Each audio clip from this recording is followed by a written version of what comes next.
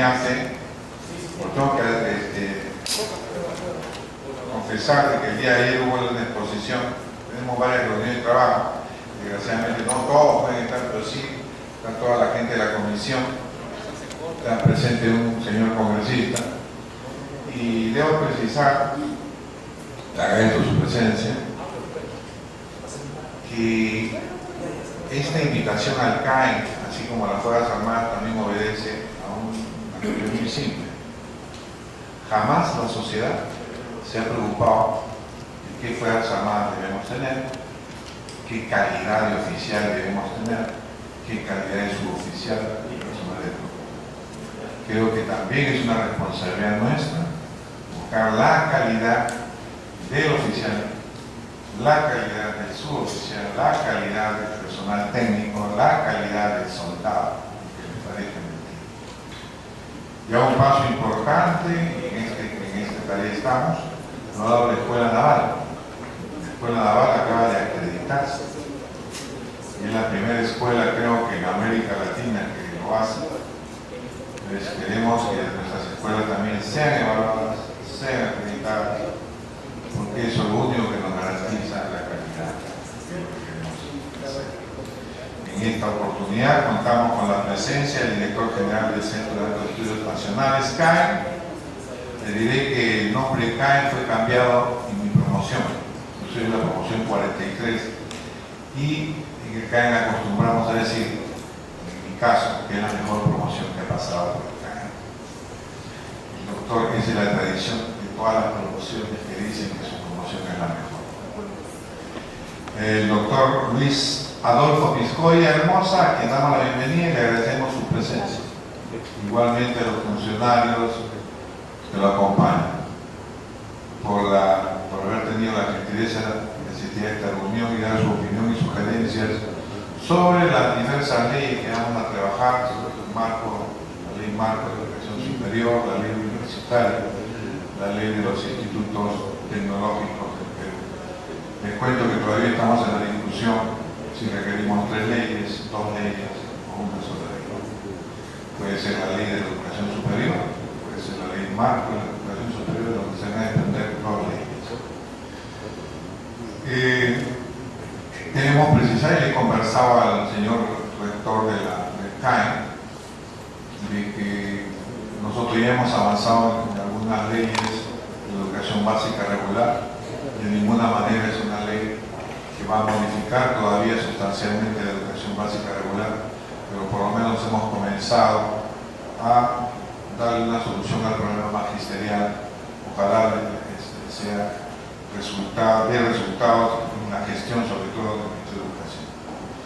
El Centro de Altos Estudios Nacionales, mediante ley del 28830 del 21 de julio del 2006, fue reconocido como institución de perfeccionamiento a nivel posgrado académico y está facultado para organizar y desarrollar programas de maestría y doctorado con mención en desarrollo, seguridad y defensa nacional, y como tal confiere los títulos académicos respectivos.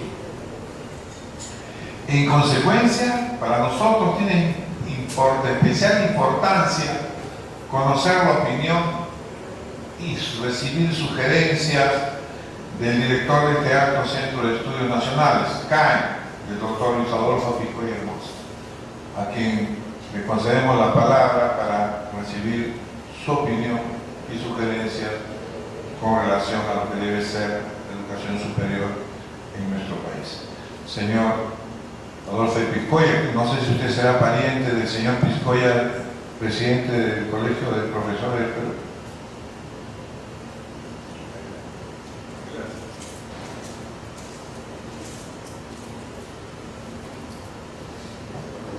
Muchas gracias, señor presidente de la mesa, señor congresista y general Daniel Mora.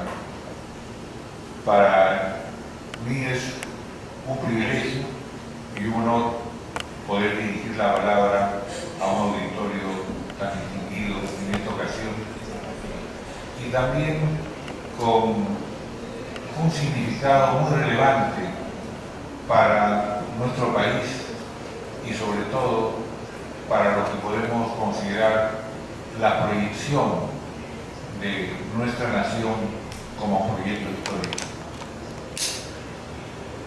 De hecho, pues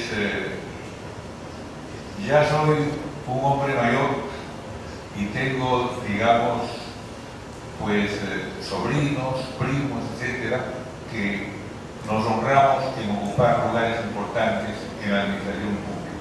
Gracias por la pregunta. Bien, entonces, pues, para ir al tema que es materia de mi visita, quisiera hacer algunas observaciones o algunos comentarios breves. Lo primero es que durante algún tiempo revisé un número importante de proyectos de ley universitaria, pero fue durante gobiernos anteriores. Y lo que vi con más detalle fue la época del gobierno del presidente Toledo. Revisé aproximadamente unos 16 o 17 proyectos de ley. Y me parece que en aspectos sustantivos esa orientación no ha cambiado sustancialmente en el país. Y es por eso que en aquella ocasión, pues, me pareció que lo más relevante era ver lo que había como direccionalidad y como aspecto común en este conjunto de proyectos que tenían algunas variaciones, pero que en mi opinión respondían a una concepción unitaria, por decirlo así, o a una única concepción de universidad. Pienso que este aspecto de concepción no ha sido suficientemente expuesto, analizado y pensado en nuestro país. Creo que las cuestiones, luego de definiciones, ¿no?, y de implementación,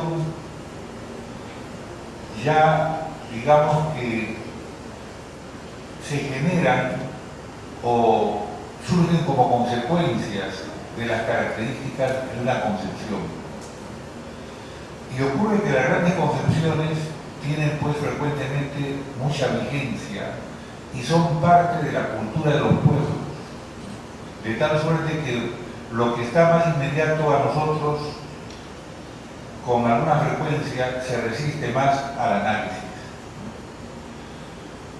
Y es por eso que iba a decirles que voy a tratar en alguna medida de esta concepción que he detectado en proyectos, que pienso que en gran medida están vigentes, y la manera como eso ha tenido efectos durante los últimos 100 años del país, por lo menos, ¿no? Ahora, el asunto no es sencillo, porque aunque la idea de universidad parece evidente, no es tan clara, ¿no?, en el mundo, en la comunidad internacional. En alguna ocasión me puse a pensar, bueno, ¿y cuántas universidades hay, por ejemplo, en el mundo? Para ver de qué manera hay un criterio para elegir o identificar una institución como universitaria. Y entonces ustedes tienen los cuadros ahí en esta imagen. El Consejo Superior de Investigación Científica de España calculaba hace 4 o 5 años más de 10.000 universidades, 10.105. ¿No? Pero en esa misma época, Wikipedia, que es un trabajo que todos nosotros conocemos, ¿no?, con bases básicamente anglosajonas, solamente calculaba 2.966 universidades. Entonces, una diferencia muy notable. Con tal motivo, dado el carácter anglosajón de esta segunda cifra, investigué en las bases de datos norteamericanas Y entonces en el Consejo Nacional de Ciencia de Estados Unidos se reconocían algo así como 2.000 universidades en Estados Unidos. Y también la Fundación Carnegie que también usa estas cifras para sus actividades filantrópicas. Y luego, pues como todas estas cifras no eran coincidentes, examiné las que proporciona el Internal Revenue de Estados Unidos, que controla los impuestos, las instituciones que pagan impuestos como universidades. Y la cifra también era completamente variable. Un estudioso del tema lo que indicaba pues es que aún en Estados Unidos no está claro qué cosa es una universidad o qué cosa es un college, ¿no? Y por tanto las certificaciones, como cada estado tiene su propia reglamentación de educación, entonces pueden variar de un estado a otro. Y lo que funciona a nivel nacional, en lo fundamental, son las listas de rankings universitarios que en Estados Unidos funcionan desde hace pues, posiblemente 40 o 50 años. Yo las conozco hace como 40 años. ¿Sí? Entonces, dentro de estas listas, actualmente está vigente la de US News, ¿no? Y más o menos tenemos algo así como 124 o 125 universidades a las que concurre la mayor parte de los, digamos, graduados calificados de Estados Unidos, ¿no? Y que aparecen anualmente. Ahora, esta lista al propio tiempo distingue entre universidades, digamos, que se llaman for profit y las universidades que son non for profit, o sea, que no son, digamos, para ganancia o que no son empresariales, ¿no? De las universidades que son básicamente asociaciones culturales, ya sean estatales o ya sean, digamos, de órganos privados. Ahora, yendo a este punto, pues me quedé un poco con, si ustedes quieren, satisfecho de que pues en América Latina también esto sea, digamos, no muy claro. Hay institutos tecnológicos que dan doctorado y en nuestro país, por ejemplo, solamente pueden dar doctorado las universidades, pero no los institutos tecnológicos, supongamos, ¿no? Pero hay institutos como, por ejemplo, el MIT, que es el Massachusetts Institute of Technology, que es una de las universidades más calificadas del mundo en todos los estudios universitarios, ¿no? En todas las evaluaciones que se han hecho. Bien, entonces nosotros estamos en una tradición distinta que la tradición anglosajona. Estamos en la tradición, digamos, hispana, que es la que, de buena cuenta, creó las universidades en América Latina y la de San Marcos, que es quizá la más antigua, fundada en 1551. Y entonces se aprecia en el origen, y este es el punto al que quería llegar, una diferencia importante de concepción. Mientras que la Universidad Latinoamericana fue creada básicamente como universidad teológica y universidad jurídica, o sea, formaba teólogos, sacerdotes, ¿no? Y abogados que podían arbitrar entre los conflictos que existían entre los conquistadores, por ejemplo. En cambio, la Universidad Norteamericana, posiblemente la de Harvard, se fundó como una universidad de trabajadores, de los incipientes, digamos, técnicos de la época, ¿no? De los colonizadores, y, digamos, con un modelo que tenía que ver con la línea alemana, de tal suerte que su orientación era básicamente científica y tecnológica. No era una universidad teológica, sino, digamos, orientada a la astronomía, a la física, a la matemática. Pero en cambio la nuestra no tenía absolutamente esa orientación. Y se puede entender porque, pues, mientras que Estados Unidos significó una colonización de un tipo distinto, ¿no? de pionero, ¿no? En cambio, Perú significó significó una colonización para obtener básicamente oro. Eso no se necesita, digamos, no necesita explicación, ¿no? Pues el mito del Dorado, etcétera, son cuestiones que datan históricamente desde los orígenes del Perú, de la formación que somos actualmente como país mestizo y en este caso con una gran orientación hispana, hablamos el idioma castellano, ¿no? Entonces, ciertamente, acá hay un fondo importante, más antiguo todavía. Los romanos crearon estudios generales, ¿no? Y la educación romana estaba constituida por lo que se llamaba, podemos ver la imagen 2, ¿no? El trivio y el cuadrivio, ¿no? Entonces, para los romanos, por ejemplo, que luego eso se quedó en la Edad Media, en el trivio y en el cuadrivio se estudiaba gramática, lógica, retórica, aritmética, geometría, astronomía y música. Eran las llamadas 7 artes liberales. Entonces había una inquietud que tuvieron los griegos, que tuvieron los romanos y que tuvo gran parte de la Europa medieval.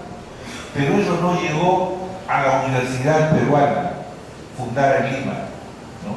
Porque no hubo matemática, no hubo geometría, no hubo nada de eso, ¿no?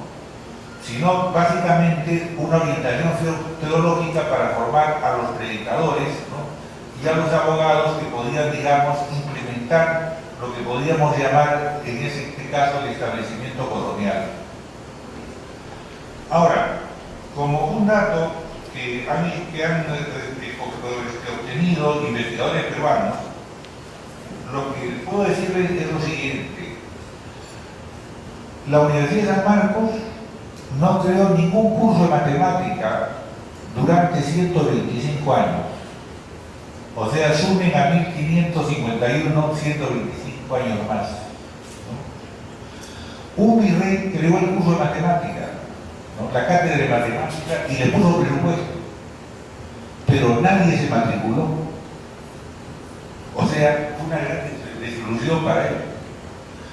El siguiente virrey, preocupado por la ciencia, y esto pues pensando también en la situación española de la época, obligó a los pilotos de las embarcaciones de la época que vayan a la cátedra de matemática para que mejoren su pilotaje, porque era la mejor manera como podían llevar, digamos, las naves con seguridad desde Cartagena de Indias hasta los puertos españoles. Es decir, sin matemática no podían orientarse en esa época, y además eran víctimas de los piratas ingleses que fácilmente los, digamos, capturaban, y bueno, como es historia conocida, se apoderaban de las cargas de los galeones de la época. Bueno, los pilotos, según datos que da Villarreal, que Federico Villarreal, cuyo nombre lleva a una universidad de Perú, y que estudió esto a fondo como el primer matemático graduado en San Marcos, el año 1890, ¿no? Pues ocurrió que realmente los alumnos que fueron obligados se quejaron, y entonces el rey defenestró al primer, o sea que también fracasó. O sea, posiblemente por más de 200 años en San Marcos no se pudo estudiar matemáticas. Y eso significa que en el Perú no hubo una actitud científica, aún en el centro universitario, durante un largo tiempo. La pregunta es si eso realmente ya pasó, ya se superó completamente, o si ese, digamos, peso cultural, esa inercia cultural pesa todavía entre nosotros. Y no solamente quizá en el Perú, sino en América Latina, por razones que luego se pueden expresar. ¿Y por qué motivo pongo énfasis en estos detalles así muy rápidamente, ¿no? En algo así como brochazo, ¿no? Porque pues a veces se piensa que el problema del bajo desarrollo científico y tecnológico del país es una cosa que puede manejarse rápidamente, ¿no? o que puede, digamos, tratarse aisladamente de otros factores. Creo que si se analiza en esta óptica, hay un tema cultural que examinar que todavía descansa en nuestro sistema educativo en su conjunto.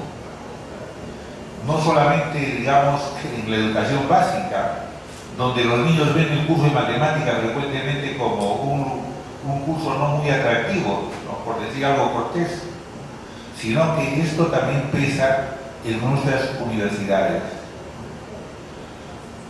Bien, tengo varias imágenes, pero hecho este comentario histórico, pues me gustaría pasar a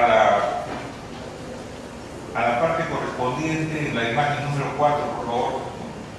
La Universidad Peruana del siglo XXI, la actual. Y hay algunos detalles que podemos mostrar de ella. Por ejemplo, acá he hecho un ranking de matrícula de las universidades con datos de 2010. Comienza en la imagen número 5.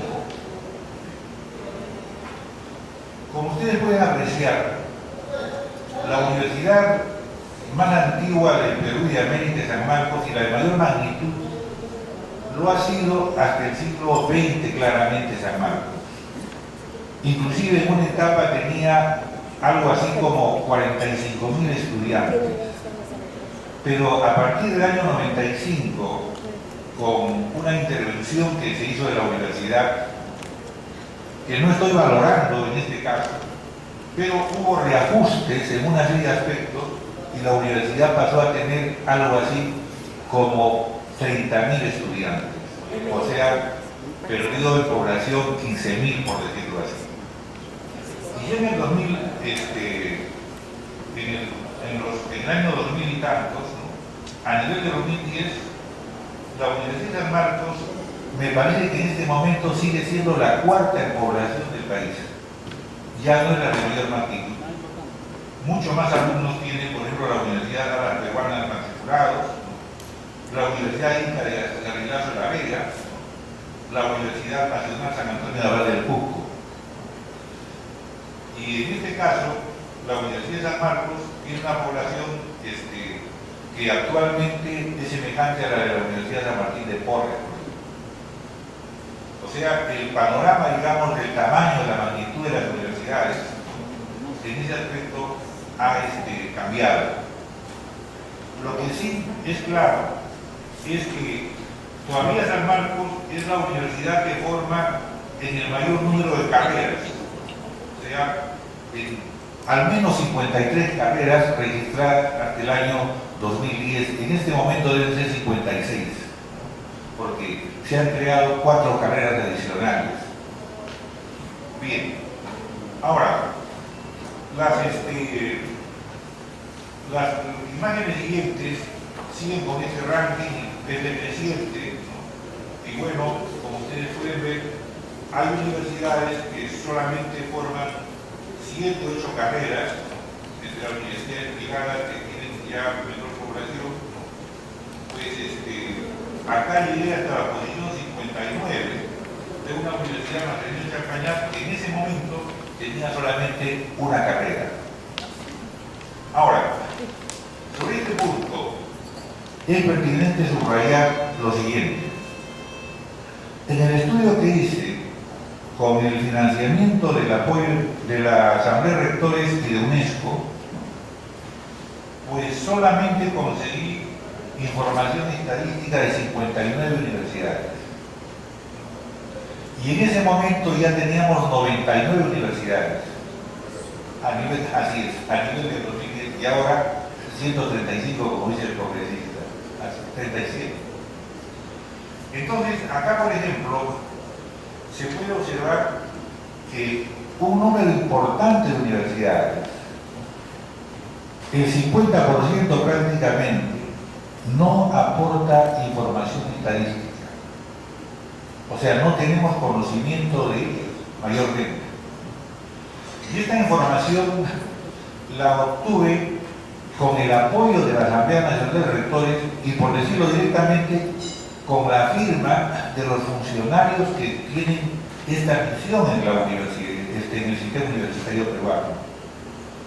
Esta crisis de información y esto de tomar la autonomía universitaria como un derecho para no dar ni siquiera información a los órganos centrales del Estado es algo que merece una reflexión. Porque si no sabemos cuántos somos, por ejemplo, y no podemos, digamos, ver cuántos hay en una carrera u otra, en fin, la posibilidad de dar medidas, ¿no?, o de hacer coordinaciones que direccionen la educación universitaria en beneficio del país, pues es mucho más difícil. En algunos países como Brasil, por ejemplo, la universidad que no entrega estadísticas anuales simplemente no tiene presupuesto. Las universidades, para recibir el presupuesto anual, tienen que previamente entregar sus estadísticas anuales. Y creo que eso no sería muy difícil en el país si la legislación así lo estableciera.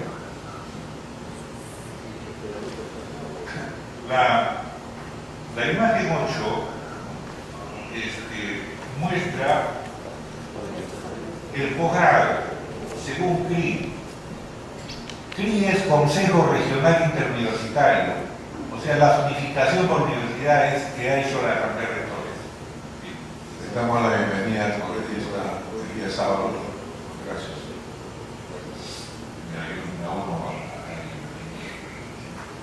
Pues tenemos, por ejemplo, 59 universidades que tenían maestría en ese momento, lo voy a decir, 37 que tenían programa de doctorado y 21 de docentes especiales.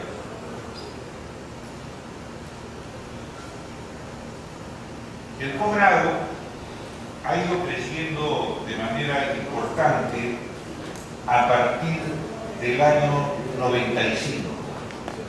Y en la década del 2000, que ya concluyó, pues se ha hecho muy evidente eso.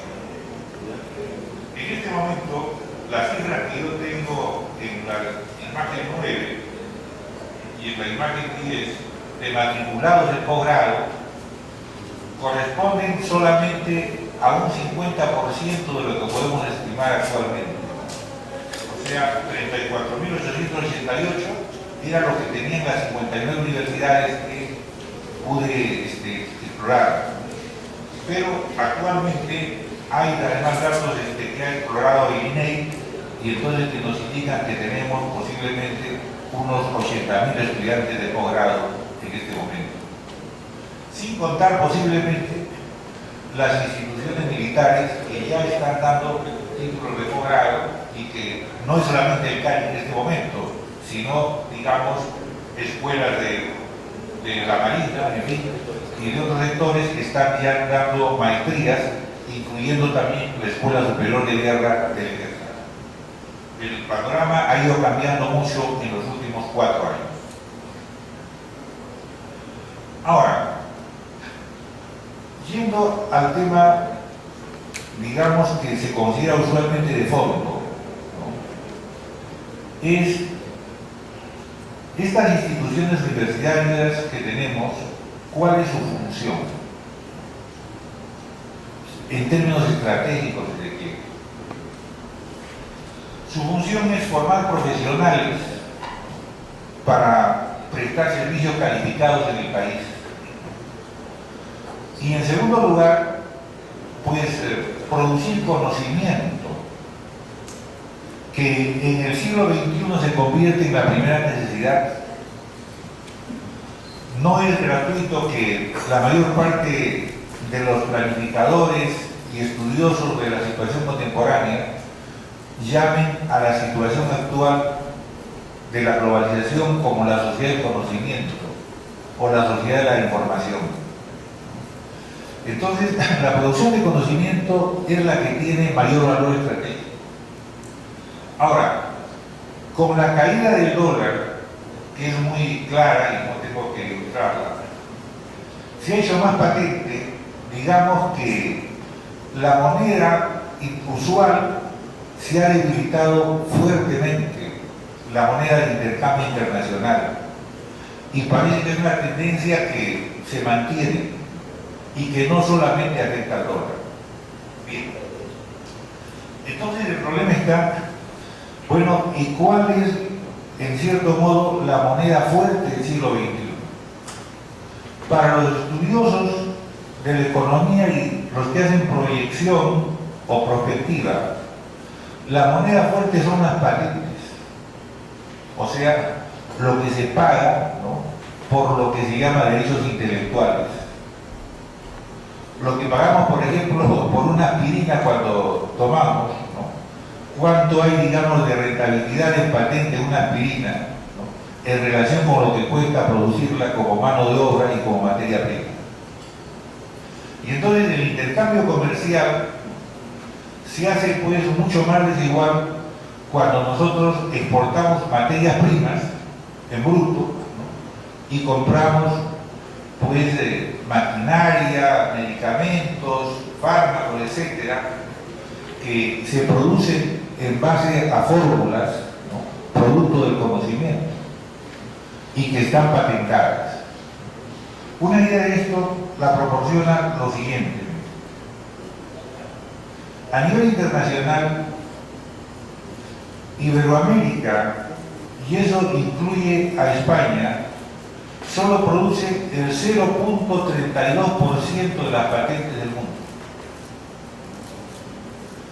Estados Unidos produce más del 28% de esas patentes. Japón, Alemania y otras sociedades no producen mucho más del 10 o 12%.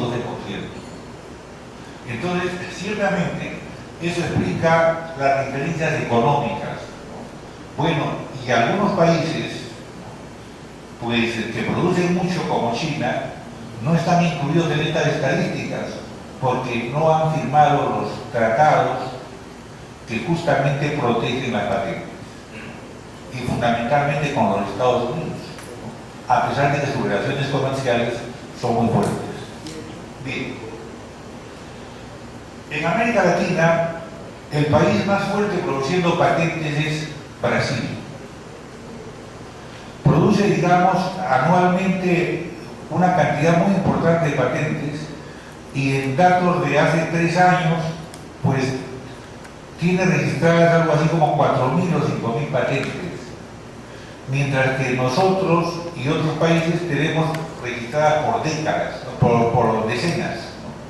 Pues podemos, digamos, producir 30, 40, 60, 70 patentes, pero no contamos en miles como Brasil, que es el país en este caso más fuerte de nuestras fronteras y de la región. Y por tanto, ahí está su fortaleza económica. Pues solo Sao Paulo tiene un Producto Bruto Interno más grande que el de Argentina. Y el de Argentina es más del doble que el de Perú. Entonces, piensen ustedes la comparación entre nosotros y nuestro vecino más inmediato, con frontera más larga que los inmediatos, digamos, en el lado este. Ahora, la imagen 12 tiene como propósito ilustrar este hecho. Pues presenta un estudio que hace el grupo CIMAGO de España, ¿no?, que básicamente es la Universidad de Granada y el Consejo de Investigaciones Científicas de España, con financiamiento del Banco de Santander en este estudio. Y entonces ustedes tienen la cantidad de artículos científicos registrados internacionalmente, ¿no?, que aparecen en la columna derecha, ¿no?, Qualified Papers, ¿no? Y entonces ustedes tienen que mientras España produce todavía 208.000 de esos artículos, Brasil 178.000 en este estudio, que abarca 5 años, como ustedes pueden ver, del 2013 al 2008. El Perú en ese mismo espacio ha producido solamente 1.825 artículos científicos de ciencia y tecnología internacionalmente registrados. Nuestro vecino más inmediato, en el sur, Chile, ha producido 24.000, o sea, más de 12 veces más en este estudio. Y bueno, la relación con Brasil ya es muy clara, ¿no es cierto? Está en el nivel de la centena. Y por otra parte, la comparación, digamos, con nuestro vecino Colombia, ¿no?, es también fuerte, aunque no tan desigual como con Chile. Es interesante esto porque, miren, Colombia tiene 45 millones de habitantes, y el Perú tiene cerca de 30, y Chile solamente tiene un poco más de 15, pero produce, en cuanto a artículos científicos, 12 veces más que nosotros y casi el doble de Colombia. Entonces es una situación que indica cuáles son las potencialidades de futuro de estos países en términos de el desarrollo científico y tecnológico, que es lo que principalmente separa a los países. Creo que hasta la caída del muro de Berlín, lo que separaba a los países era la ideología. El comunismo versus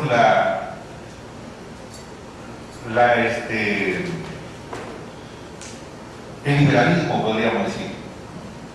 Pero hoy día las relaciones China versus Estados Unidos, independientemente de la ideología, son pues muy cercanas, ¿no?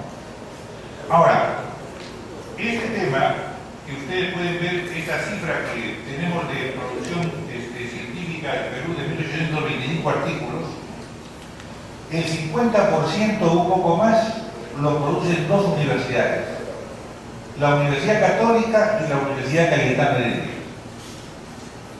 Del otro 50%, ese 50% lo produce la Universidad de San Marcos, que produce un poco menos que la Universidad Cayetano Heredia y un poco más que la Universidad Católica. O sea, prácticamente, en términos de cifras gruesas, ese volumen es de 3 universidades. En primer lugar de Cayetano Heredia, en segundo lugar de San Marcos y en tercer lugar de la Universidad Católica. Lo demás queda en decenas. Bien, creo que pues la cuestión de fondo de nuestras universidades sería cómo crear un sistema que pues pueda levantar o potenciar este tipo de cifras, ¿no?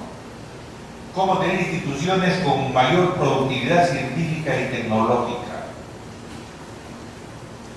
Y bueno, entonces, como el tiempo no es grande, solamente pues podría pasar a la imagen 15, ¿no es cierto?,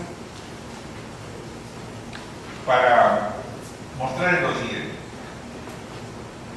Actualmente hay evaluadores internacionales que se reúnen en Shanghái, en Londres, en Berlín. Y yo tengo acá una tabla de una de las reuniones de estos evaluadores internacionales. Esta tabla se presentó en Berlín en el año 2010. Los evaluadores son, por ejemplo, lo que dice ARU, es la Universidad de Chiao Tung de Shanghái. Ahí donde dice TESS es el Times, ¿no?, Higher Education Supplement, o sea, el suplemento de educación superior de Times. El otro es US News, el otro es una encuestadora, Cohort Simon, de Londres, ¿no?, y el final es una encuestadora de España. Bien, lo interesante es lo siguiente: una universidad de clase mundial es una universidad, según esta definición, que produce conocimiento principalmente, ¿no?, que se pone en valor y que realmente sostiene a un país que es de punta, digamos, en el mundo. En este caso sería primero del grupo de los 8, después del grupo de los 10 o del grupo de los 20. Bien, En este caso, los países que tienen esas universidades de América Latina son Brasil, que tiene 6 de esas universidades, ¿no?, a nivel 2010. México tiene uno, que es la UNAM. Argentina tiene uno, que es la llamada UBA, Universidad de Buenos Aires. Y Chile tendría 2, lo que se explica por la fecundidad que en este momento tiene Chile. Posiblemente la Universidad Nacional de Chile y la Pontificia Universidad Católica de Chile. Bien. Entonces, en este cuadro, por ejemplo, aunque nosotros tenemos la universidad más antigua de América Latina, no figuramos en este cuadro y estamos bastante lejos, ¿no? Pero sí tenemos ejemplos interesantes, ¿no?, que justamente indican que esas universidades posiblemente están organizadas y estructuradas de manera bastante distintas que las universidades peruanas. O sea, porque esa estructuración, pues, es lo que determina, ¿no?, que tengan mayores niveles de producción, por un lado, y por otro lado, mayores niveles de internacionalización. ¿Me puede decir, señor presidente, cuánto tiempo puedo tener más? Máximo 15. Excelente, voy a aprovecharlo de la mejor manera.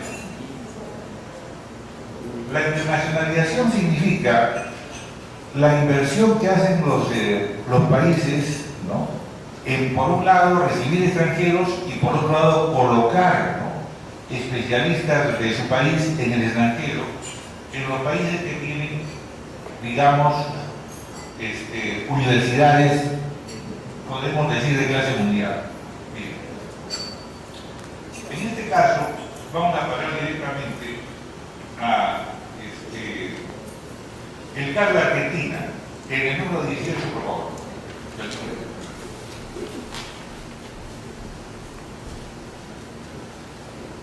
Acá tienen ustedes, en el primer cuerpo, el cuadro 18, doctorados en Argentina entre el 97 y el 2006.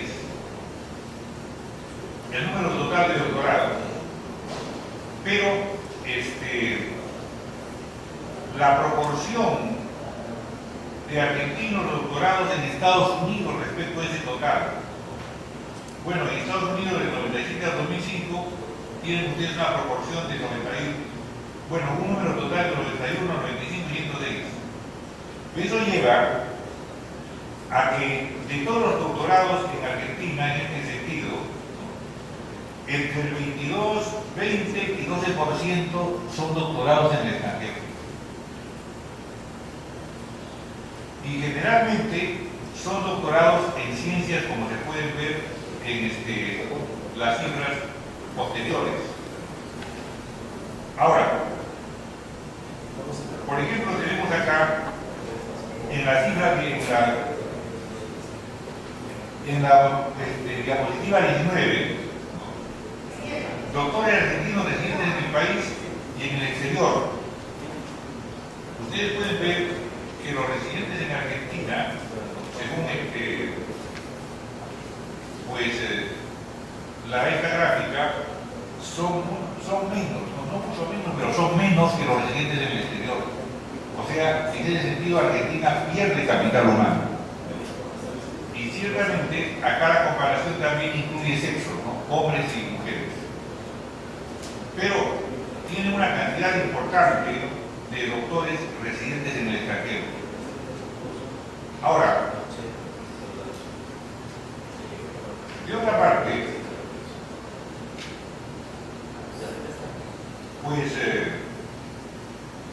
Argentina tiene una política de, digamos, reinserción de investigadores. O sea, estos investigadores que están en el extranjero les dan oportunidades de volver, ¿no? Y entonces, en el gráfico 22, ¿no?, por favor, tienen ustedes un detalle siguiente, ¿no? Dice, investigadores retornados a la Argentina por país. De Alemania volvieron 44, de Brasil 35, de Canadá 26, de España 91, de Estados Unidos 259. O sea, tiene una política en la que se reinserta a investigadores, ¿no?, para que apoyen el sistema y pues incrementen su productividad. Del Reino Unido, de Inglaterra, 35, en fin.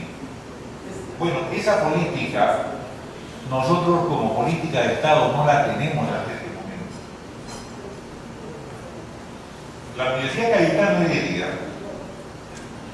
tiene como una política privada un sistema de reinserción de investigadores y bueno, ha logrado en los últimos años reinsertar algo así como 12 investigadores, lo cual es bastante considerando que en nuestras otras universidades prácticamente no tenemos una política de ese tipo. Y eso, como ustedes pueden ver, ha influido de manera importante en su productividad, porque justamente es la universidad que está produciendo más artículos científicos en el país, pese a que es una de las de menor tamaño, por decirlo así. Ahora, yendo a esto, pues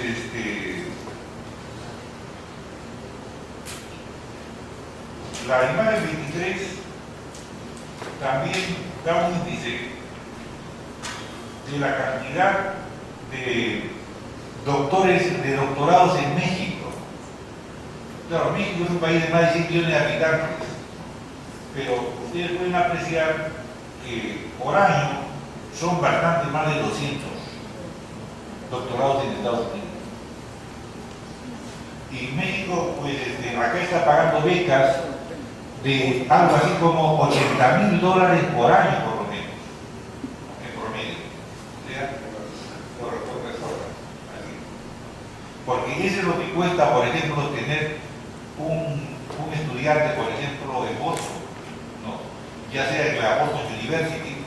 En Harvard cuesta más de $100,000. O, por ejemplo, en Stanford también cuesta más de $100,000. Significa un dinero que luego tiene, pues, por decirlo así, su productividad, pero que requiere un esfuerzo importante del Estado. Bien. Ahora quisiera pasar, pues, lo que hemos tenido de política de becas en nuestro país. Vamos a la imagen 26, por favor. Y me estoy refiriendo a la administración anterior, o sea, no incluye cifras de nuestro actual gobierno. En la imagen 27 ustedes pueden ver lo que dio de becas en los últimos años el CONCITEC. Los programas de becas de maestrías abiertas, números seleccionados. Maestrías abiertas significa sin números de edad. Solamente dio 3 becas. Eso es lo que está registrado por el CONCITEC. Hicieron el CONCITEC. Ahí. Luego, en la 28, tienen ustedes el programa de becas de doctorado para jóvenes estudiantes y de becas abiertas. De becas abiertas significa con límite de edad y sin límite de edad. Bueno, dio 12 becas. Dio 12 becas. Bueno, aparte de esto, acá tendría datos de unas becas que se dieron con el FONDECIN, pero no fue con FITEC, sino no el FONDECIN, sino el FICIT, que se dieron el primer ministro hasta el año 2011. Entre el 2009 y el 2011 se dieron 20 becas que se podían añadir a esto, pero que no las he traído porque, bueno, pensaba que, pues, se trata de ilustrar solamente que necesitamos un esfuerzo mucho más fuerte, mucho más grande. Eran 20 becas y otros proyectos de estímulo de la investigación y la innovación del FINCIT, bueno, han significado $36 millones, de los cuales 22 han sido del préstamo del Banco Interamericano y 12 o 14 han sido del aporte del Estado. Ahí ha habido una inversión importante Actualmente el FINCIT tiene un programa de $100 millones para apoyar las becas al extranjero, y bueno, eso significa la mayor inversión que ha hecho el Perú en los últimos años en apoyo de ciencia y tecnología, posiblemente en los últimos 25 o 30 años. Bueno, ahora el otro aspecto que me parece importante está en la imagen 30. La imagen 30 pretende recoger el grado de internacionalización de nuestros profesores universitarios. Esta imagen está dividida entre universidades privadas y del Estado. Si ustedes examinan, por ejemplo, la Universidad de San Marcos solo dio 3 licencias para que los profesores vayan a ser docentes visitantes del extranjero. Algo más dio la Artunes de Mayolo de Huaraz. Pero en cambio, por ejemplo, la Universidad Cayetano Heredia dio 83. Pues es un movimiento mucho más fuerte en una universidad pequeña. No tiene más que menos de 1000 profesores, mientras que San Marcos tiene más de 3000. En la otra universidad que ustedes pueden ver es la Católica, pues, tiene un buen movimiento de profesores, de 39 profesores. Y hay privadas que luego continúan a ser raíces. Bueno, miren, normalmente las universidades de buen nivel tienen un programa de profesores visitantes, ¿no? Y no menos del 10% de sus profesores son visitantes, tanto en Europa como en Estados Unidos. En América Latina solamente cumplen ese requisito 2 países con toda claridad. Brasil y Cuba tienen el mayor número de profesores visitantes en sus universidades. En tercer lugar está Argentina y Chile. Nosotros, como les digo, o como muestran las estadísticas, realmente en eso no tenemos un buen nivel de internacionalización,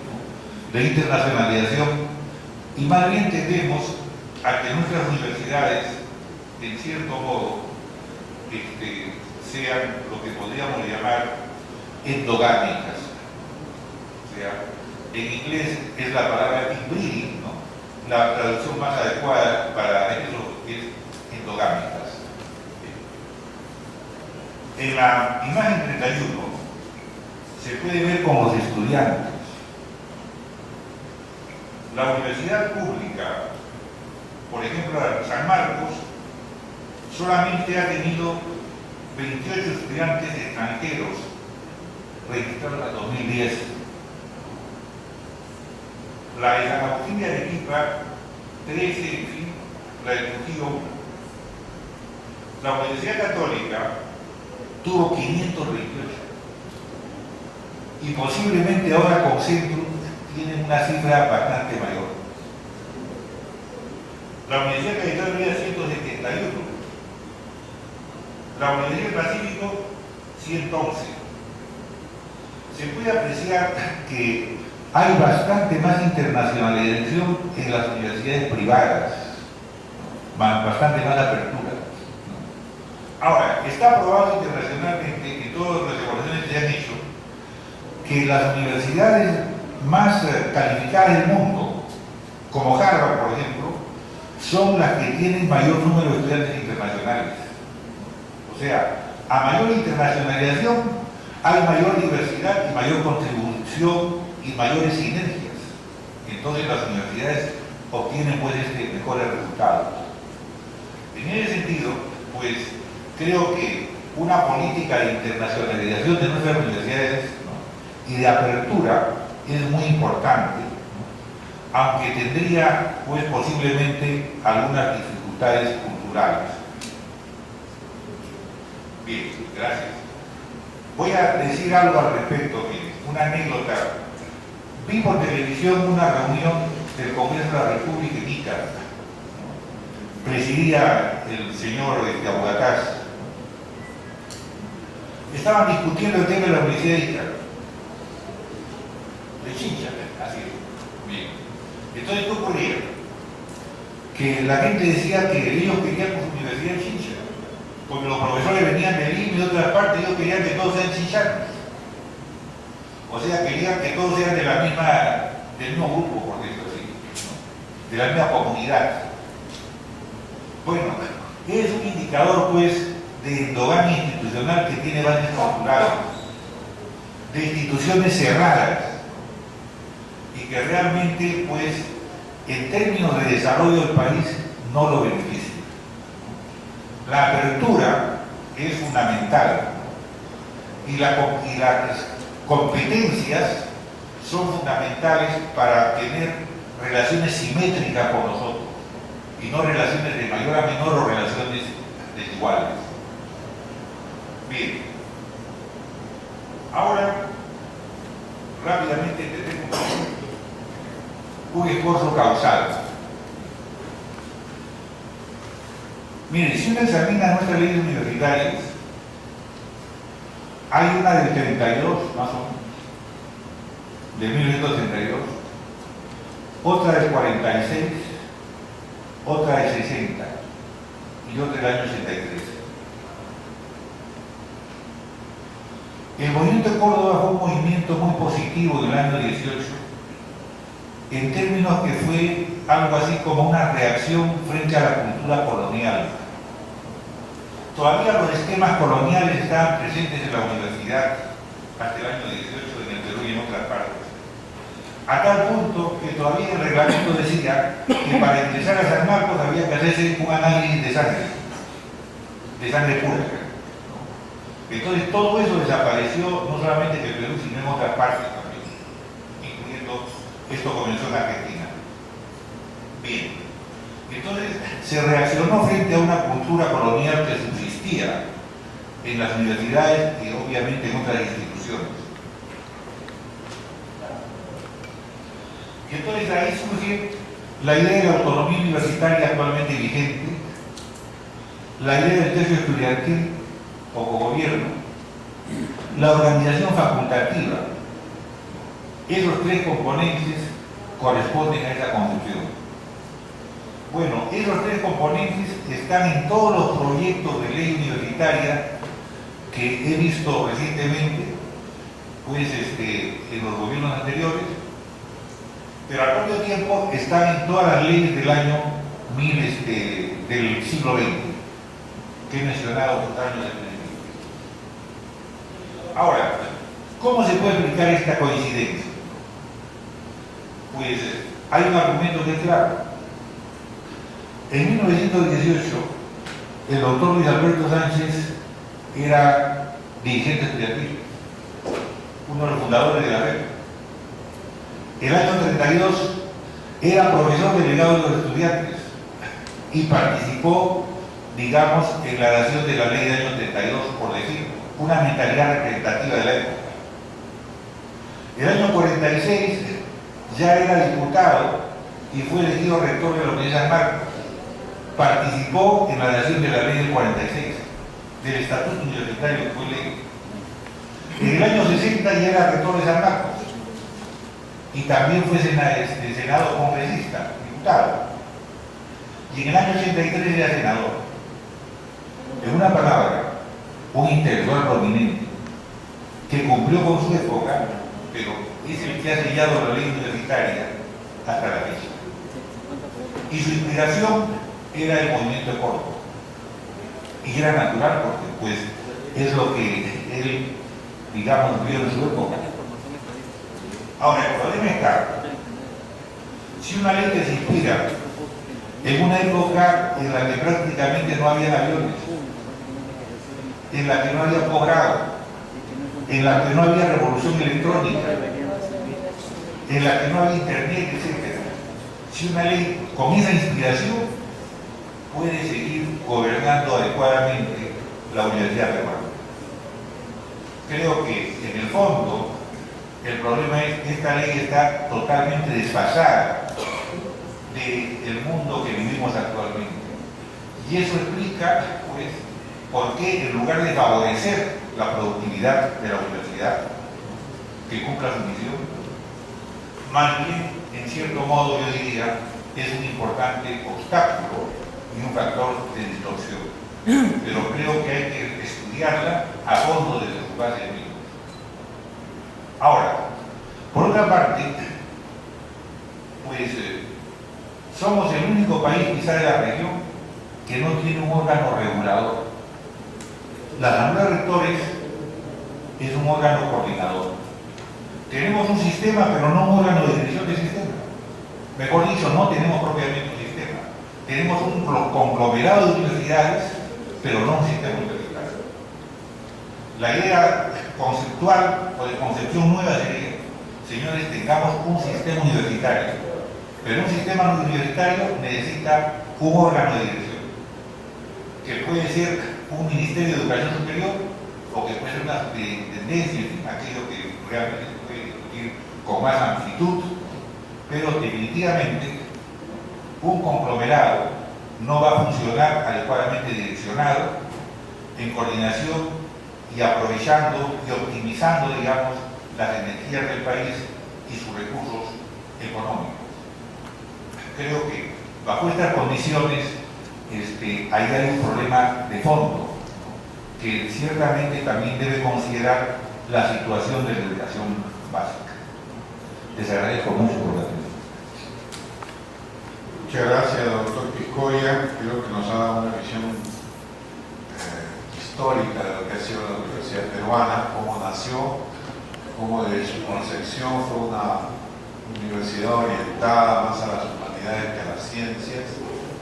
Nos ha demostrado cómo la universidad nuestra, en contexto internacional, todavía no tiene mucho que decir. También es interesante estos rankings de matrículas que nos presentan.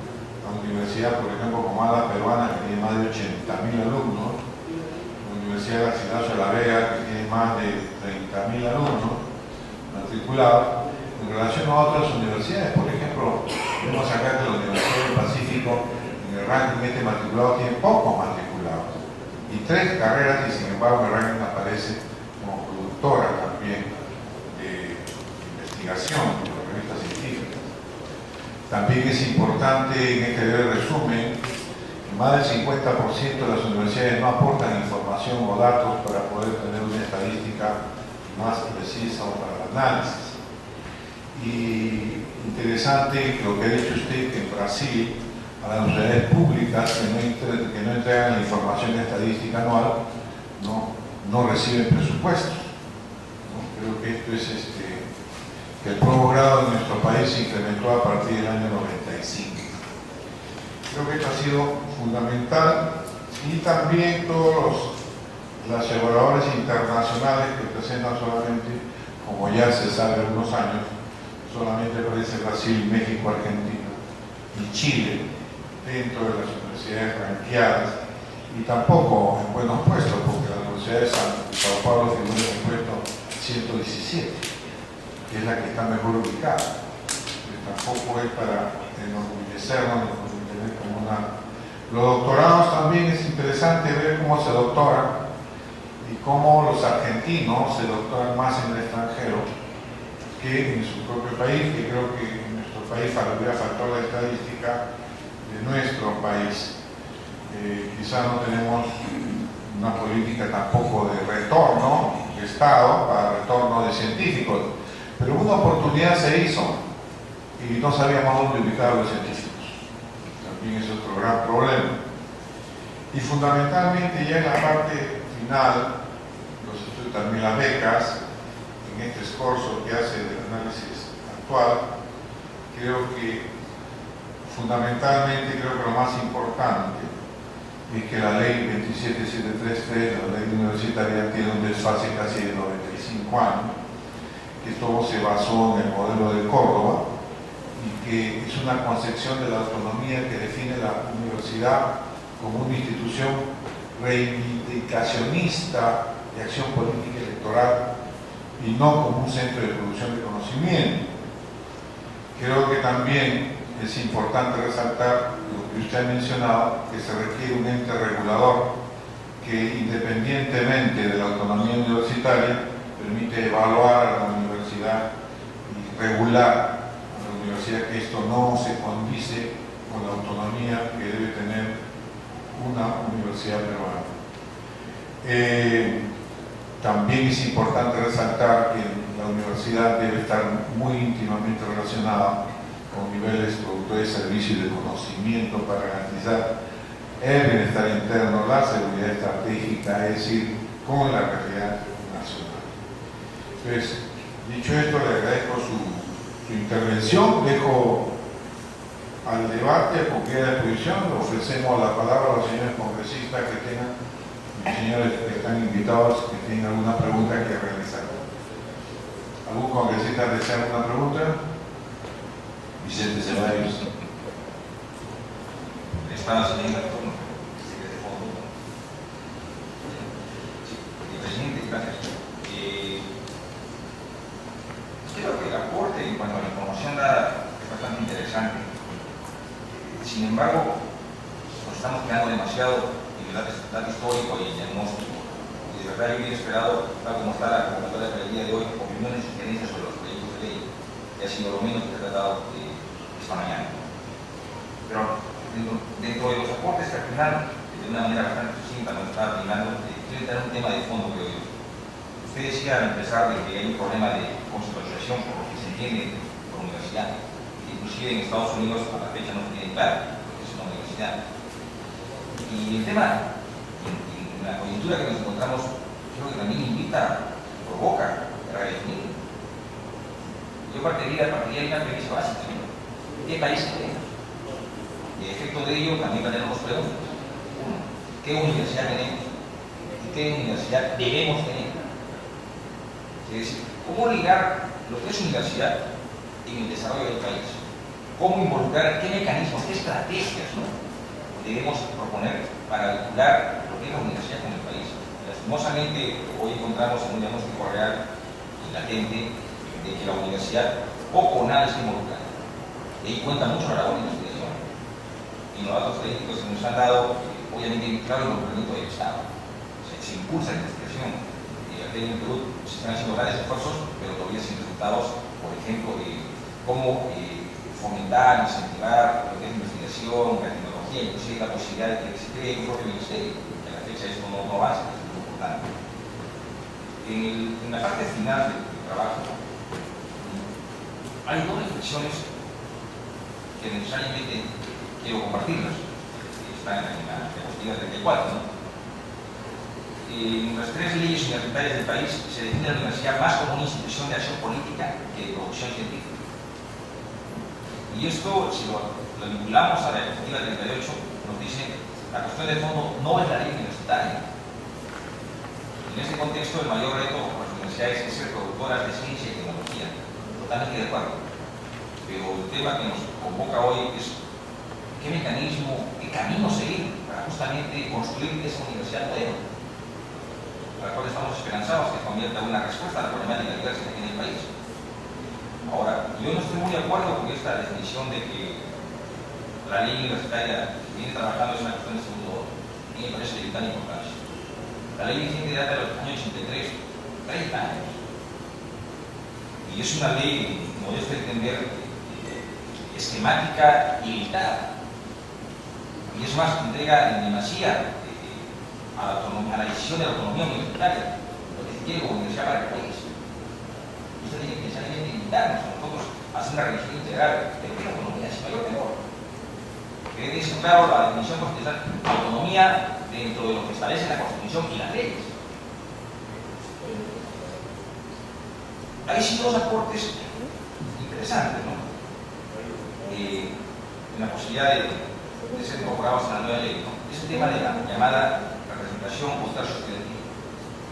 Eso nos indica de que la exigencia a la fecha, inclusive ratificada en los diversos proyectos, solo propone de tener 12 entes académicos, cuando esto no significa necesariamente un abierto involucramiento con la realidad o la problemática universitaria. Y la propuesta es de que se incremente un 50% de la representación estudiantil, pero específicamente de los alumnos de posgrado. Pues Yo creo que sería importante que la experiencia académica universitaria que nos permite profundizar un poco más esta forma. Y el otro que también ha sido una línea de trabajo y que reiteradas instituciones públicas y privadas del país lo han enfatizado, es respecto a que se carece de un órgano regulador.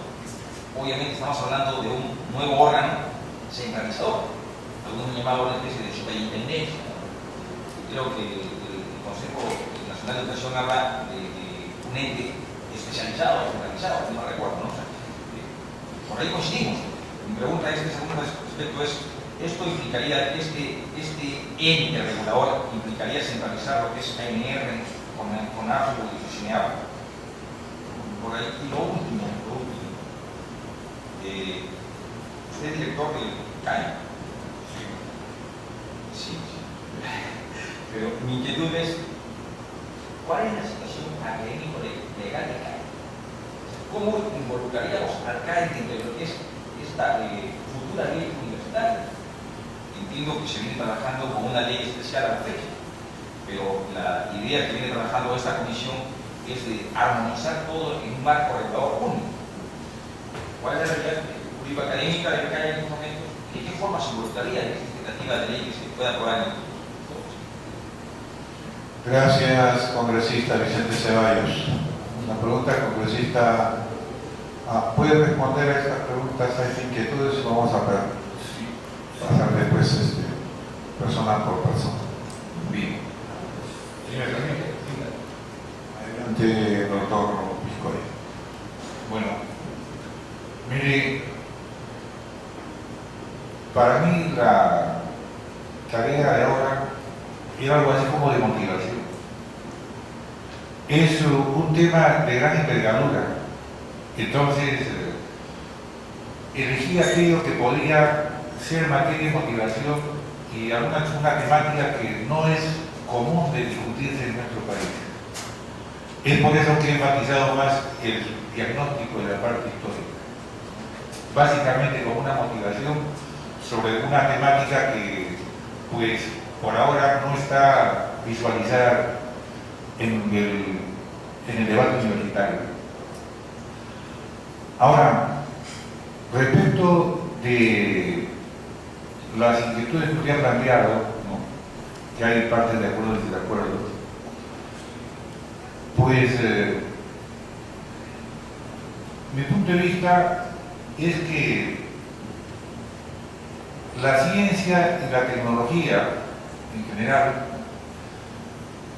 son fundamentales para la seguridad, ¿no?, para el desarrollo y la seguridad del país. Lo que hace potente a un país es su capacidad tecnológica. Lo dijo Obama claramente en sus discursos electorales, por ejemplo. Somos el país más potente del mundo, pero no porque tengamos los mejores aviones o los mejores cañones o las bombas más potentes, sino porque tenemos los mejores ingenieros del mundo. Y tenemos los mejores ingenieros del mundo porque tenemos las mejores universidades del mundo. Y eso tenemos que seguirlo manteniendo. Y ese es justamente el énfasis de su última presentación al Congreso de los Estados Unidos. El mayor recurso de nuestro país, el más precioso recurso de nuestro país, son las neuronas de nuestros niños, que después van a ser los ingenieros que reemplacen a los que tenemos ahora. Entonces, ciertamente, no estoy en el CAE por casualidad. Creo que es un punto de la defensa nacional sobre el cual la reflexión y la discusión no ha sido lo suficiente todavía, ¿no? Se necesita, digamos, como se dice, que eso esté más en la agenda del país. Tenemos un vecino que es el segundo o tercer productor de aviones del mundo, Brasil, Embraer, ¿no? Entonces, y nosotros realmente tenemos los orígenes de Brasil, ¿no?, porque la cuenca amazónica se origina en nuestro territorio. Entonces, pues, las buenas relaciones se hacen en gentes que tienen competencias elegantes, ¿no?, entre gentes que realmente están en muy inferioridad de condiciones que otros. Finalmente, la especie humana es también una especie, ¿no?, y su historia no requiere mayor ilustración. Entonces, en relación con la ley universitaria, pienso que eso debe estar integrado no solamente con la educación, sino con, en general, un sistema de ciencia y tecnología. La idea, por ejemplo, que he visto en los periódicos, de tener un Ministerio de Ciencia y Tecnología al margen de la universidad, me parece que es insuficiente totalmente. Las fábricas de producción de conocimiento deben ser las universidades, los son en otras latitudes. Entonces, ciertamente, un ministerio que tenga que ver con las universidades tendría también que tener el sistema de ciencia y tecnología. O sea, ambas cosas me parece que van juntas, de lo contrario es insuficiente. Es por eso que he dicho que el problema de fondo no es solamente la ley universitaria, es posiblemente un tema de mayor envergadura cultural, que es tener un Ministerio de Ciencia y Tecnología que justamente podría ser el órgano regulador que ponga en funcionamiento esto que, pues, un poco metafóricamente se puede llamar fábrica de conocimiento que por ahora no funciona. Ahora, el diagnóstico, muchas veces la gente, inclusive los ministros he escuchado decir, aunque no puedo decir en este caso, ¿no? Porque no he escuchado por ejemplo a la ministra, han dicho, mire, pero tenemos mucho diagnóstico, el Perú es un país sobrediagnosticado. Y bueno, yo creo que es un mito. Me acuerdo que a uno de ellos le dije, oiga, pero ayer el ministro declaró que se paga 80 millones de soles a Mantanas, el ministro de Educación. Y entonces, ¿cómo estamos sobrediagnosticados si ni siquiera sabemos cuántos cobran la planilla? ¿Puede pensar usted en una empresa que realmente el empresario no sepa cuánto cobran la planilla? Esa empresa simplemente estaría superquebrada. Entonces, esa sería una discusión más amplia, pero no somos un país con buenos diagnósticos todavía. Un país en cifras, donde la mitad de las universidades no producen cifras, ¿cómo tienen un diagnóstico sector? Si no somos cuántos somos, ni quiénes somos, ni con qué características. Yo creo que ahí hay un hito que corregir y se puede probar, ¿no? Mire, en una hora no se puede decir mucho, pero acá está parte de mi estudio que publicó la Asamblea Rectora de UNESCO y se lo entrego con gusto al presidente de la comisión, ¿no? Lo publicó la Asamblea de Rectores, o sea, no soy propietario de los ejemplares. Entonces, hay bastante que decir, ¿no?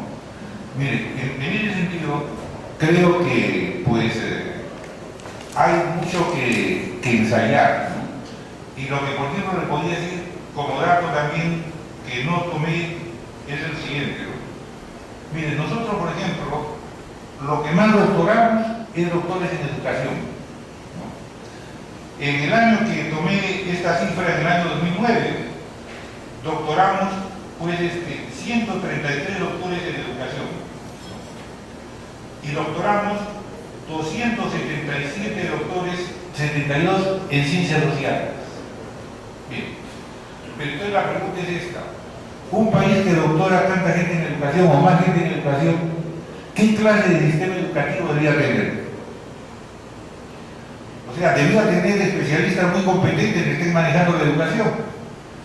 ¿Y qué dicen las evaluaciones internacionales de nuestra educación básica? No tengo que repetirlo acá, porque en muchos casos es penoso. Entonces creo que es importante conocer estos datos para ver qué cosa es lo que hay que corregir. Si no sabemos lo que hay que corregir, entonces la ley realmente no va a tener la eficiencia que todos deseamos. No da respuesta a la situación académica y legal del CAE. Bien. Bueno, en cuanto al CAE, mire, está reconocido, como dijo nuestro presidente, el 28, por la ley 28830. Y está en una nueva etapa que comienza prácticamente en el año 2007, aunque la ley es de 2006. Y entonces, en lugar de dar el curso tradicional que tenía, que era un buen curso, hay que reconocer, mire, que la escuela, que el CAE es la escuela de posgrado más antigua del Perú. Porque posgrado en el Perú hay solamente legalmente desde el año 60, por la ley 3417. Y el CAE data del año 50, cuando lo fundó el general José Carmen Marín. Era un posgrado como también interesante, aunque no tenía la formalidad o la legalidad. O sea, estaban más adelante de la legalidad. La legalidad recién se ha puesto al día en el año 2006. con la ley que hemos mencionado, la 28. Bien. Ahora, ¿qué cosas podemos hacer en el CAE?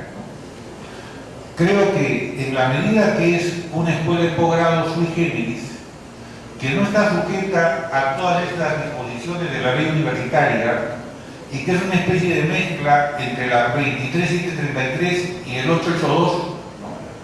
Porque nosotros no nos ponemos funcionarios de confianza, no somos rectores elegidos por la Asamblea Universitaria. Creo que hay las posibilidades, ¿no?, de formar justamente la dirigencia, tanto militar como civil, que dinamice al país con una direccionalidad clara, ¿no?, que es lo que el CAE tuvo desde su origen, o sea, con la direccionalidad del desarrollo, la seguridad y la defensa nacional. Eso no es hacer doctores en matemáticas, en física o en química o en filosofía, ¿no? Es obtener doctores que tengan una formación interdisciplinaria, que puedan trabajar con diversos equipos de investigadores, con especialistas, que puedan articular eso, pero direccionando eso en función del desarrollo, la seguridad y la defensa, que son, podríamos decir, objetivos supremos del país. Esa es mi idea cuando asumí la dirección del CAE y aceptar algo que no busqué, pero que me gustó mucho encontrarme en la vida conmigo. Gracias, doctor Piscoya. Congresista Elías Ábalos, tiene la palabra. Gracias, presidente. Doctor Piscoya, buenos días. Tengo algunas inquietudes. Quisiera preguntarle qué opina usted sobre los resultados de los evaluadores internacionales con relación a instituciones y universidades del Perú. Tienen peso, tienen valor, tienen fortalezas, serían reconocidos en su criterio por instituciones peruanas. La India exporta más de 30.000 ingenieros anualmente a los Estados Unidos, titulados ingenieros. Y más de 400.000 alumnos estudian agricultura en la India. La India, si no es el tercero, es el cuarto país del mundo en lo que es el progreso. Hay una diferencia animal entre los que viven bien en la India y los que viven paupérrimamente mal en la India. Lo digo esto porque también hay universidades en la India, y supongo que hay universidades para pobres también, que seguramente no tienen acceso, no tienen deseo de estudiar. Usted habló de Luis Alberto Sánchez. Luis Alberto Sánchez fue un buen alumno del tercio estudiantil. Debió ser excelente en su momento, y lo fue toda su vida. Usted ha hablado en su propuesta sobre algo del tercio estudiantil, lo acabo de leer.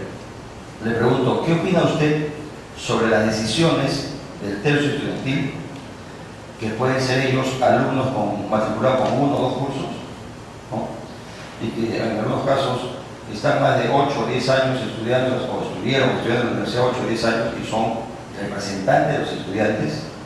Le pregunto yo con relación a proponer decisiones sobre alumnos muy inteligentes que llevan 22 créditos o más y que por este prurito de la política interna de universidades nacionales sobre todo genera o puede generar caos en la universidad privada. Otra inquietud. Usted habló del Congreso de ICA. ¿No es cierto, doctor Piscoya, que en esa propuesta se hubiera siquiera hablado del profesor Chinchanos o Ingenio? En absoluto. La doctora Najara y yo, José Luis Elías, fuimos los autores de esa propuesta que lamentablemente se ha quedado y con la observación del presidente de la República, pero Chincha necesita una universidad. Muchos cayetanos estudian en Chincha ahora, muchos pisqueños estudian en Chincha. En verdad, todas las provincias del Perú quisieran tener su universidad y sería imposible, sobre todo nacional. Pero solo como el año aclararle, en ningún momento se habló de endogamia institucional, o sea, eso es imposible. Las universidades tienen los mejores profesores que puedan contratar, por los que quieran ir a ciertos lugares. Ojalá muchos quieran ir a Huancavelica, por ejemplo, o a Moquegua. No ha hablado usted sobre estudios a distancia. Usted ha hablado de un ranking sobre matrículas del 2009 con solo 59 universidades. Estamos en el 2013 y con más de 130 universidades. Usted nos habla de 59 universidades.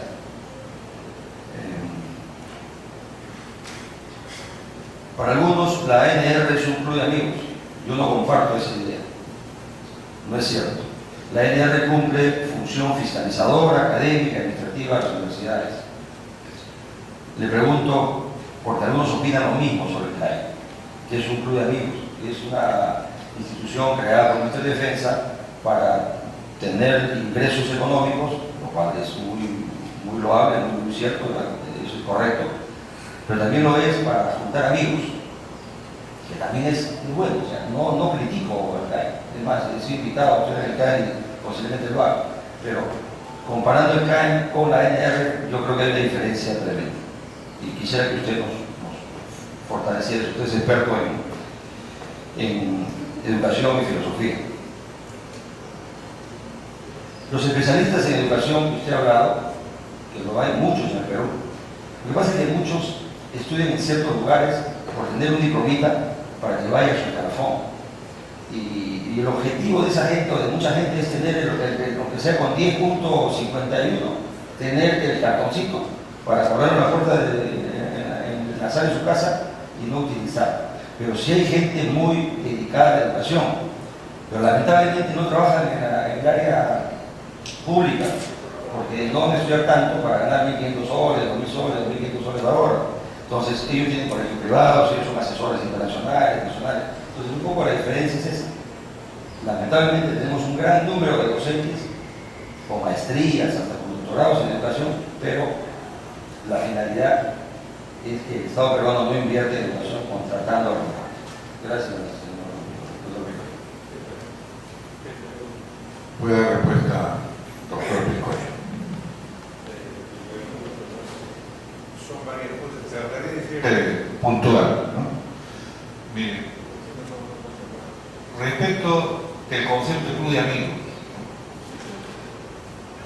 mi experiencia personal es que una tendencia en nuestro país es convertir las instituciones en club de amigos. No creo que sea peculiar de una a otra. Y también una tendencia es confundir dos cosas: amistad con complicidad. Cuando usted tiene amigos y lo invitan a veces para hacer una cosa u otra que frecuentemente no es ni ética ni legal, entonces usted perdió los amigos. Esa es por lo menos mi experiencia personal. Entonces, no creo que sea que lo ubiquen en el CAE, en acá o allá. Hay una, con toda frecuencia, mire, y si no, ¿por qué tenemos tanto escándalo de corrupción? Justamente, pues, buena parte de eso tiene que ver con la confusión entre amistad, lealtad y complicidad, que son dos cosas completamente separables cuando se tiene un criterio. Ahora, creo que todos los que estamos en una empresa como la que nos tiene sentados acá, estamos justamente tratando de pensar en el interés nacional, no en el interés de nuestros amigos, ni en el interés de nuestras familias. Ese es nuestro objetivo. Y creo que ese es el objetivo declarado del CAE, y ha habido gente en el CAE, pues no es viable de entrar en detalles, que justamente ha puesto de por medio y de frente el interés nacional. Y creo que quizá algunos de ellos no son o no han sido suficientemente reconocidos. Han hecho un gran trabajo en muchos casos, han escrito y tampoco han sido suficientemente leídos. Ahora, respecto a la Asamblea de Rectores y el CONAFU, hay algo interesante en esto. De acuerdo a la ley, ¿quiénes pueden ser miembros del CONAFU? Profesores expertos en universidades que tienen publicaciones, que tienen estudios, que tienen experiencia internacional, o es rectores. Es rectores y vicerrectores. O sea, pues ahí hay una limitación casi de club, por un lado. Y la pregunta es, ¿qué cosa es un rector en la Universidad Peruana en este momento? Y en los últimos 20 o 25 años. El censo estudiantil, mire, que fue muy importante en el año 18 y quizás lo fue hasta el 60, como una fuerza social, está totalmente mercantilizado. es lo que puedo decir como profesor universitario que ha pasado más de 40 años en una universidad y en la principal del país. Las elecciones pues, universitarias, ¿no?, nunca han sido investigadas adecuadamente por un fiscal, por ejemplo. Mientras que tenemos a veces gente en la cárcel por comprar votos en el Congreso, no hay nadie en la cárcel por comprar votos en las universidades. Y es un hecho que todos conocen, pero sin silencio. Pero en general yo nunca lo silencié, ni en mi universidad, ¿no?, ni tampoco acá en el Congreso de la República, porque hay evidencias abundantes de eso. Y eso ciertamente pues da lugar a que pues, tengamos un deterioro importante de esa institución. Ahora, evidentemente, creo que un factor importante es que se exija solamente dos semestres para ser delegado estudiantil. He estado en concursos en la universidad y me han llamado como experto, por ejemplo, para decidir el concurso de un profesor nuevo de lógica matemática, supongamos, o de epistemología. Y entonces, bueno, he ido y ocurre que habían 3 o 4 alumnos del tercio estudiantil que no han aprobado nunca los cursos y que sin embargo sus votos pesaban 3 o 4 veces más que el de los míos. Y los profesores que estaban en ese tercio tampoco eran especialistas en la materia.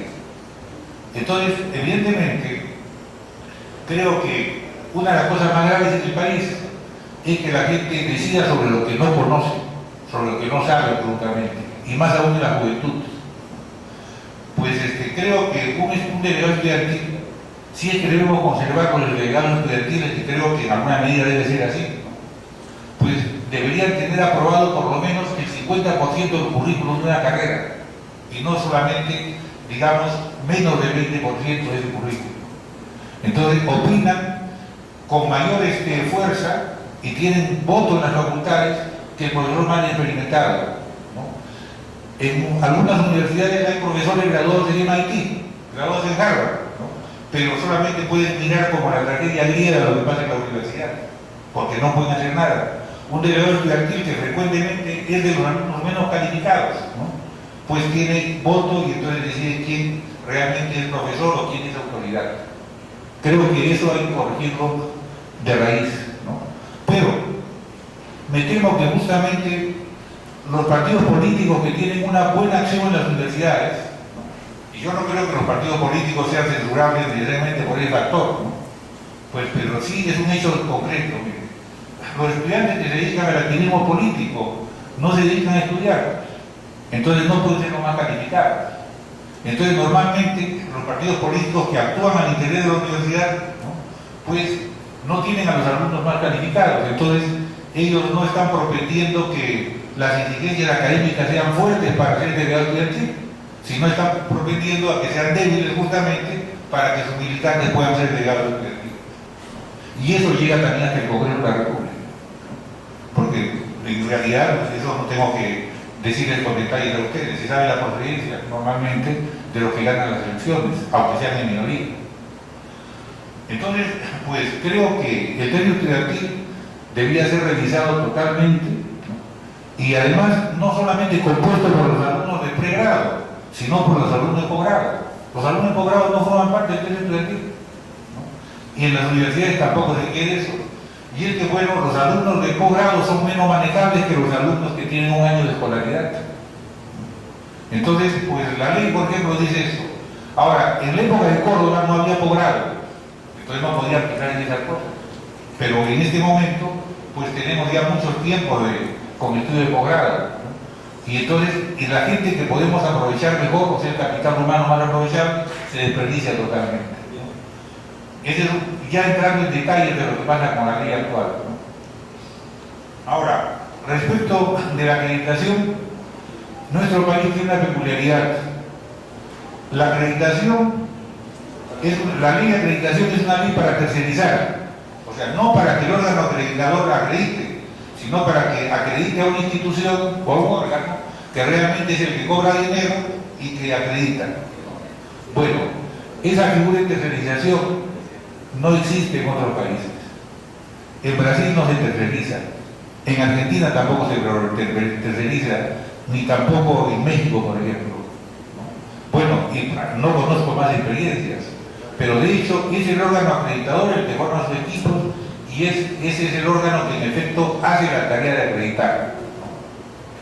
Nosotros, por ejemplo, en ese caso estamos abiertos a acreditadores empresariales que frecuentemente no son de Estado, sino son empresas privadas de otros países.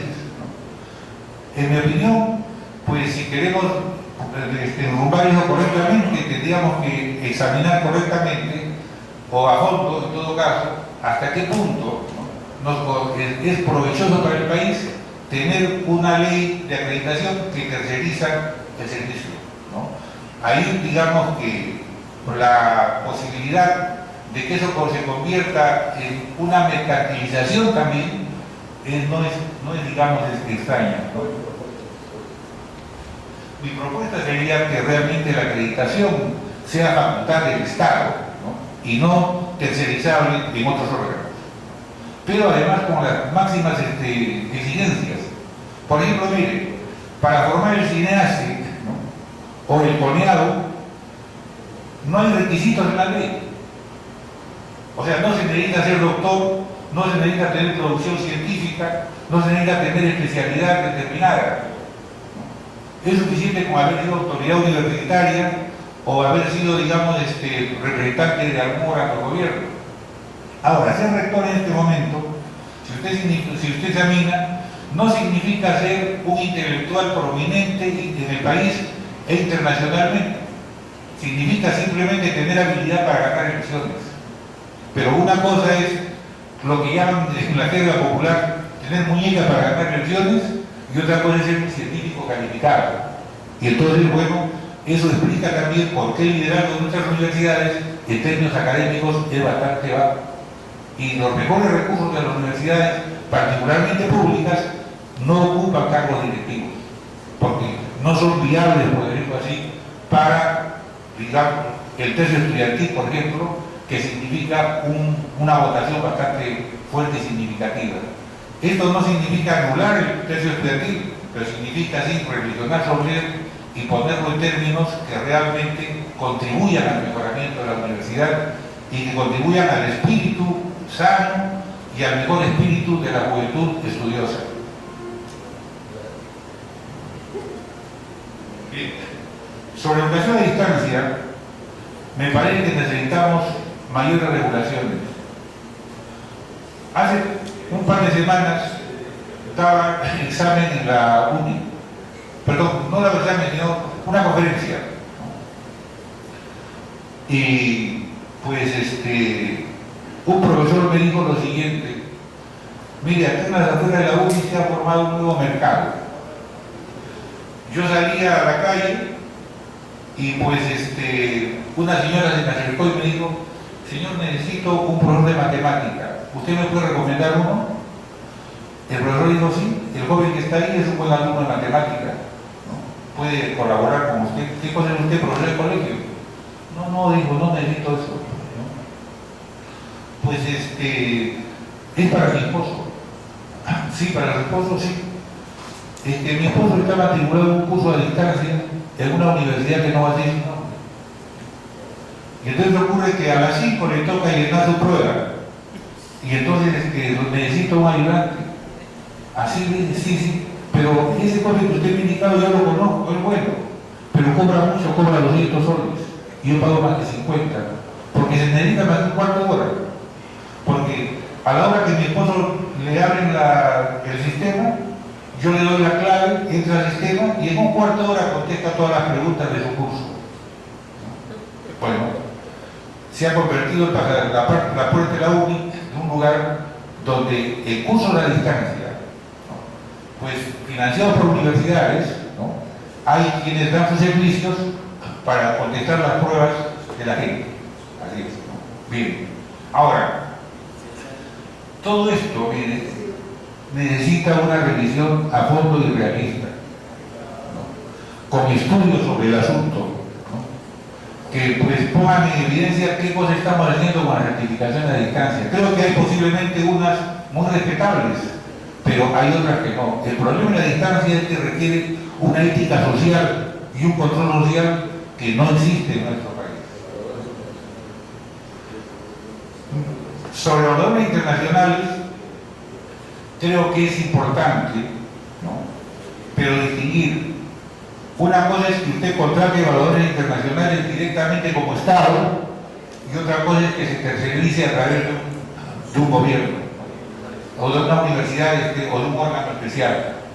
Por ejemplo, miren, para calificar investigaciones, nuestro vecino del sur contrata de repente para el concurso 6 evaluadores internacionales que tienen premios Nobel, pueden ser suecos, chinos, belgas, en fin, ¿no? Y le dicen, bueno, van a estar acá 30 días para evaluar a nuestro trabajo de investigación. Se pasa una temporada en Villa del Mar y mucha gente quiere hacerlo, como quisiera que pasara acá en Machu Picchu o de repente en Asia, ¿no? Y entonces evalúan eso imparcialmente. Entonces nosotros lo que necesitamos es imparcialidad, pero acá no hay una cultura de imparcialidad. He enfrentado situaciones en las que una propia persona que es autoridad dice, bueno, yo me evalúo como alumno. Eso he visto en alguna que otra universidad.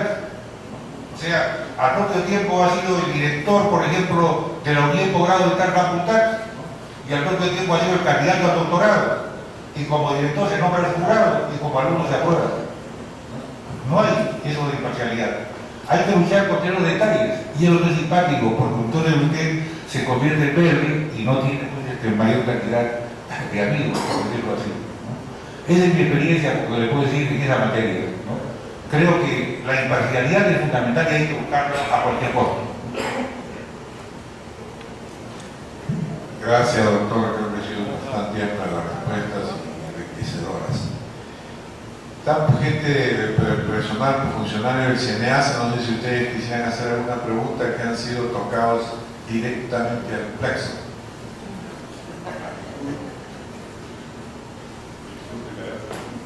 Ok. Bueno, sí, quizás más que una pregunta, hacer algunos comentarios. Y efectivamente, el tema del sistema de acreditación nacional ha sido tocado directamente. Bueno, mi nombre es Carolina Barrios, formo parte del equipo del Consejo Superior del CNEACE. Y primero, y antes que nada, agradecer la presentación del doctor Piscoya. Efectivamente, ha sido un recorrido muy interesante acerca de la construcción de las universidades que nos ha llevado a reflexionar efectivamente sobre el tipo de universidades que necesitamos, ¿cierto? Y empezar por ahí primero, ¿no? O sea, justamente es esta la pregunta que se hace del Sistema Nacional de Acreditación en relación no solamente a las universidades, sino en relación a todas las instituciones educativas, porque no hay que olvidar que el sistema, el CNEACE, el sistema de acreditación, tiene que ver con las instituciones educativas a lo largo de todo el sistema educativo. O sea, no solamente estamos hablando de educación efectivamente, ¿no?, de educación superior, sino también estamos hablando de la educación básica, ¿no?, que termina siendo la base justamente, ¿no?, de la formación educativa. Y creo que es una pregunta muy válida, es una pregunta con la cual se inicia este sistema. Quizás para aterrizar un poco, ¿qué opina usted de la tercerización? Ahí voy justamente, ¿no?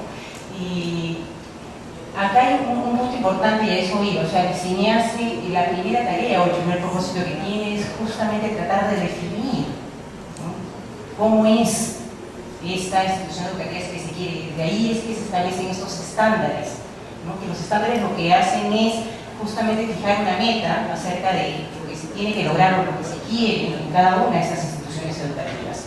El siguiente paso efectivamente es empezar la evaluación, evaluarse en relación a estos estándares y a estas metas. Efectivamente, retomando la última intervención del doctor Piscoya, la ley del CNEACE, creo que hay dos cosas ahí. La acreditación como tal es otorgada por el Estado, ¿no? El reconocimiento, finalmente, es un reconocimiento que otorga el Estado, ¿no?, a la calidad de la gestión, ¿no?, que realizan las instituciones educativas en base a estos estándares. Y el mecanismo de la evaluación externa creo que es un mecanismo que lo que busca, en principio, es apelar a esta imparcialidad a la cual se ha hecho mención. ¿Y por qué? Porque la idea es que SINIASE no sea juez y parte, es decir, que no solamente señale qué es lo que se tiene que lograr y alcanzar, y que a la vez lo evalúe y que a la vez, digamos, lo reconozca, ¿no?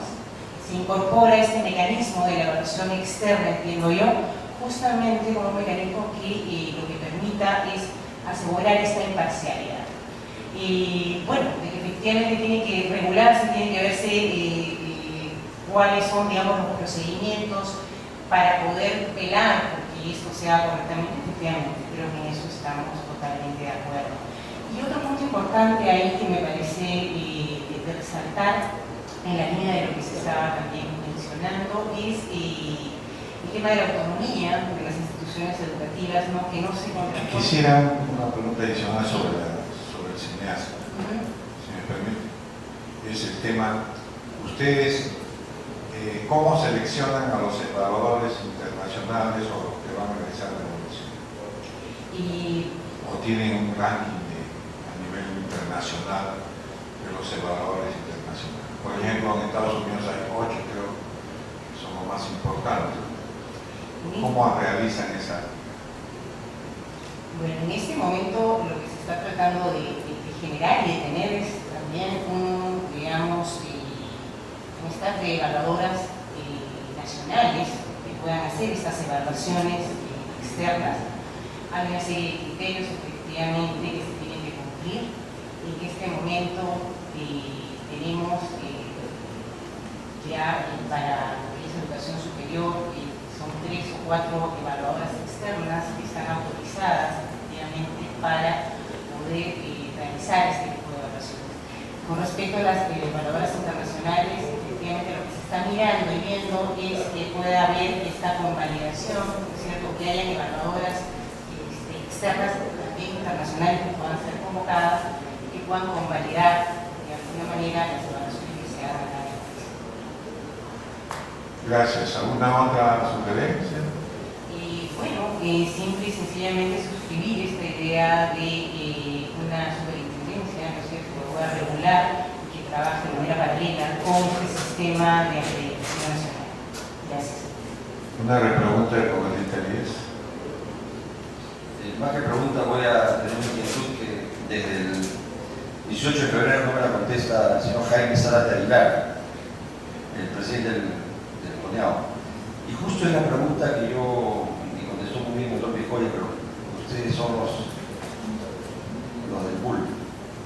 Le pregunté, ¿cuáles son las instituciones extranjeras que, de acuerdo a la guía de procedimiento para el reconocimiento de acreditaciones otorgadas por extranjeras y que fue aprobado en la sesión del director del CONEAO el 15 de mayo de 2012, mediante acuerdo 098-2012, son actualmente reconocidas por sus países de origen como evaluadores y como acreditadores de universidades o de programas académicos o carreras profesionales? Es un acuerdo que existe ya en el CONEAO. Yo no sé si se trabaja en el CONEAO o se hace, pero si no tiene la respuesta, tampoco está obligada. Pero existe. O sea, sí tiene que haber un listado de instituciones extranjeras, que no son muchas en el mundo, que se utilizan a las colombianas, a las chilenas, mexicanas, principalmente. Otra pregunta fue, ¿qué universidades peruanas han solicitado reconocimiento de su evaluación y acreditación internacional o de carreras profesionales y han sido aceptadas por CONEAO?